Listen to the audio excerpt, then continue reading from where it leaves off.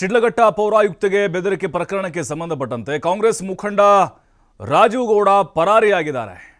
ಎರಡೂ mobile switch off ಮಾಡಿಕೊಂಡು escape ಆಗಿದ್ದಾರೆ.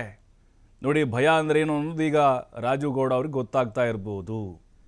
ಓಡೋಗ್ಬಿಟ್ಟಿದ್ದಾರೆ, ಪತ್ತೆನೇ ಇಲ್ಲ.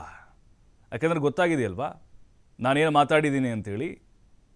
ಈಗ ಫೋನ್ ಸ್ವಿಚ್ ಆಫು ಅಂದರೆ ಭಯ, ಪೊಲೀಸರು ಎಲ್ಲಿ ಎತ್ತಾಕೊಂಡು ಹೋಗ್ಬಿಡ್ತಾರೋ ಅಂಥೇಳಿ ಸಿಕ್ಕಾಪಟ್ಟೆ ಮುಜುಗರ ಆಗಿದೆಯಲ್ವಾ.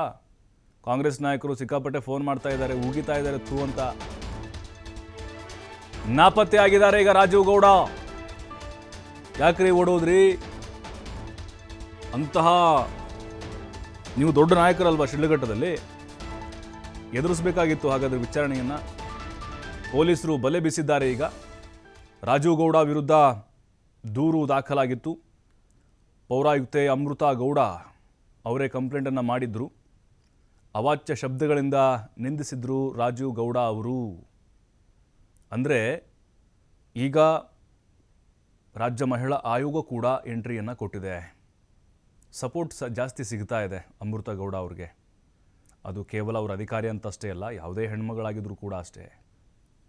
ಈ ರೀತಿಯಾದಂಥ ಆ ಹೊಲಸು ಪದಗಳಿಂದ ಬೈಯೋದು, ಜೊತೆಗೆ ಆವಾಜುಗಳನ್ನು ಹಾಕೋದು, ಒಬ್ಬ KS ಅಧಿಕಾರಿ ಜೊತೆ ಈ ರೀತಿ ವರ್ತಿಸೋದು, ಅದು ಯಾವ ಮುಖಂಡ ಆದರೂ ಅಷ್ಟೇ, ಯಾವ ಪಾರ್ಟಿಯವನಾದರೂ ಕೂಡ ಅಷ್ಟೇ. ನಾಪತ್ತೆಯಾಗಿದ್ದಾರೆ. ಏನ್ರಿ ಅಷ್ಟು ಪೌರುಷ, ಅಷ್ಟು ರೋಷಾವೇಶ ಆ ಹೆಣ್ಣು ಮಗಳ ಮುಂದೆ ನೀವು ತೋರಿಸಿದ್ರಲ್ವಾ, ಎಲ್ಲಿ ಹೋಯಿತು ಆ ದಿಮಾಕು?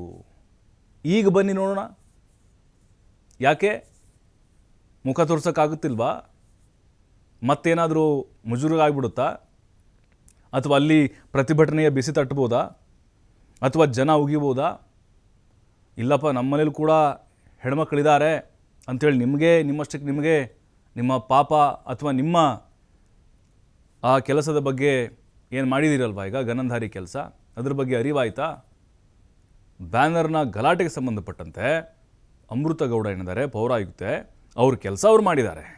ರಸ್ತೆ ಮಧ್ಯದಲ್ಲಿ ಸಾರ್ ಬ್ಯಾನರ್ ಹಾಕಿದ್ರು ನಿಮ್ಮವರು, ನಾವು ಕಳಿಸಿದ್ದೀವಿ ಅಂಥೇಳಿ.